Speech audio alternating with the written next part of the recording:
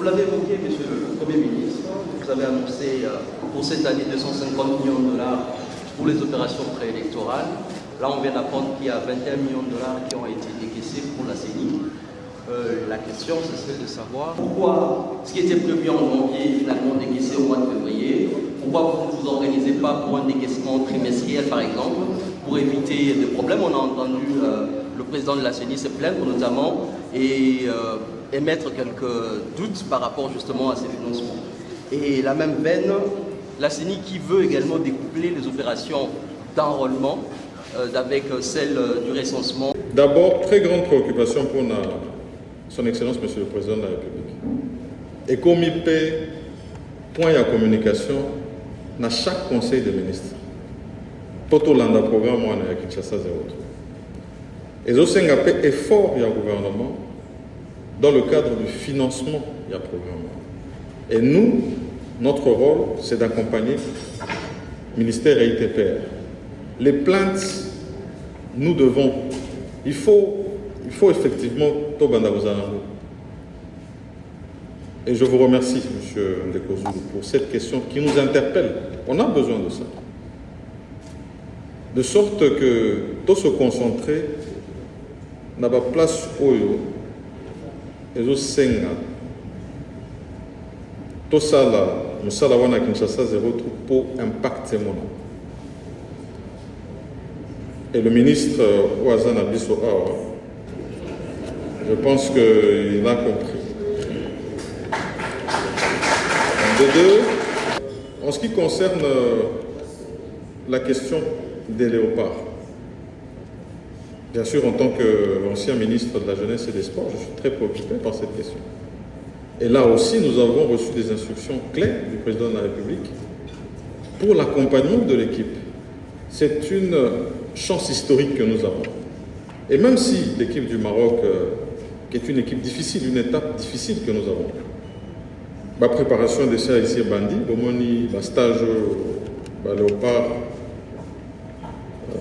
Bakendage Kosala, tous ces matchs amicaux dans lesquels nous sommes engagés, de sorte que nous puissions arriver prêts et qu'il n'y ait aucun moyen qui manque pour... En tout cas, nous avons des instructions claires là-dessus et nous allons accompagner l'équipe. En ce qui concerne le salaire de M. Cooper, je n'ai pas besoin de mentionner que ça fait partie du financement de l'équipe. Comment aller vers une compétition aussi importante avec un coach qui serait démotivé. Donc c'est notre responsabilité. Stade Tata Raphaël,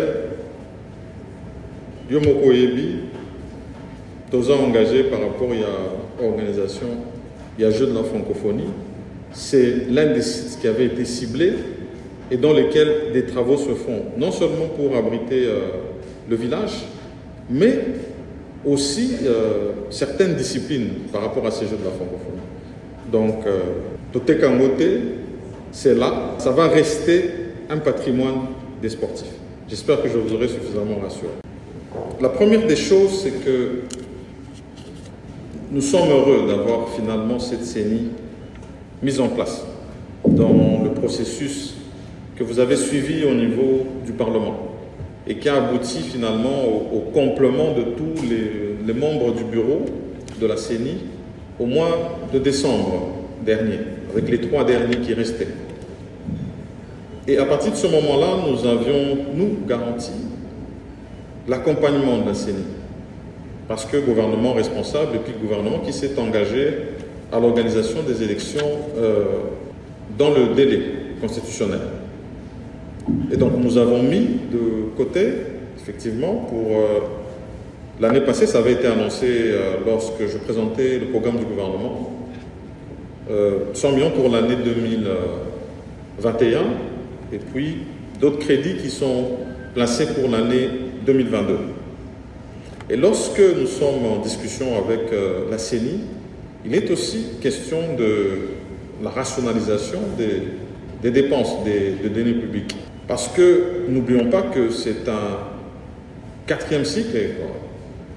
La CENI, qui est d'ailleurs l'une des organisations ici en Afrique la mieux implantée dans le cadre de ces élections, devrait nous amener vers un budget qui soit le plus réaliste possible, du fait de notre passé. Et donc, aujourd'hui, vous avez vu, et je pense que ça a été annoncé par la CENI, les dernières élections que nous avons connues dans ce pays ont été organisées avec près du milliard de dollars. Et pour 2022, le budget nous proposé est de 640 millions de dollars par la CENI. Ça, c'est 2022. On n'a pas atteint 2023, et donc on se rend compte qu'on risque d'atteindre la même expérience.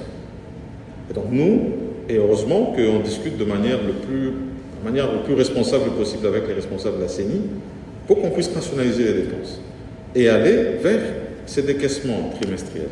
Ce sont ces échanges qui se font actuellement et vraiment toute la volonté du gouvernement, c'est d'aller vers un processus apaisé qui finalement puisse avoir la confiance de tous. Et pour cela, il faudrait qu'on puisse non seulement garantir le financement au niveau de la CENI, comme ça ils peuvent aussi garantir le reste de la population. Monsieur le Premier ministre, vous avez eu à parler de la mobilisation de recettes. Comment mobiliser davantage les ressources pour financer le développement de la RDC, car malgré la croissance des ressources internes, celle-ci ne peut pas couvrir tous nos besoins en termes d'investissement. Oui, merci Madame Élisée. J'ai donné les indicateurs. Nous avons ici des réformes que nous lançons dans le cadre de la digitalisation et de la numérisation de notre système économique. Parce que n'oubliez pas que tout ceci est question de statistiques. Aujourd'hui, d'où viennent les moyens de l'État? Principalement des trois régies. C'est la DGI, c'est la DGRA, qui sont, c'est l'Office des douanes, qui sont à l'œuvre. Ce ne devrait pas être les seuls secteurs qui peuvent financer le budget de l'État. Nous avons tous les autres secteurs qui sont porteurs, que ce soit dans le domaine de l'environnement, où on a parlé de ces fonds verts et de l'effort de les mobiliser, que ce soit dans le domaine de la justice, parce qu'il y a beaucoup d'argent qui est récolté dans ce secteur, mais qui n'est pas canalisé vers le Trésor. Et je peux citer les autres domaines ici, parce que chaque ministère a des actes générateurs au budget. Donc ça, c'est le premier effort à faire. Le deuxième, dans le cadre de la digitalisation, il faudrait que nous puissions absolument accroître notre assiette fiscale. Et ce qui va d'ailleurs permettre de baisser la pression fiscale sur les acteurs économiques actuels, qui eux sont répertoriés. Nous avons beaucoup d'acteurs qui sont dans l'informel, mais qui le sont parce que notre système ne les rassure pas. Donc, tous les jours, le travail qui doit être fait pour rassurer tout le secteur informel à rentrer dans le formel et nous garantir que nous puissions avoir plus de monde. Les moyens en externe, c'est la crédibilité de notre action. Comment est-ce que nous dépensons nos deniers publics? Donc de ce côté-là, j'ai annoncé, et j'ai dit qu'avec nos bailleurs de fonds, il y a tout un travail qui se fait pour que, du point de vue des recettes externes, nous puissions les avoir. Mais de manière interne, la clé, c'est celle que je viens de donner.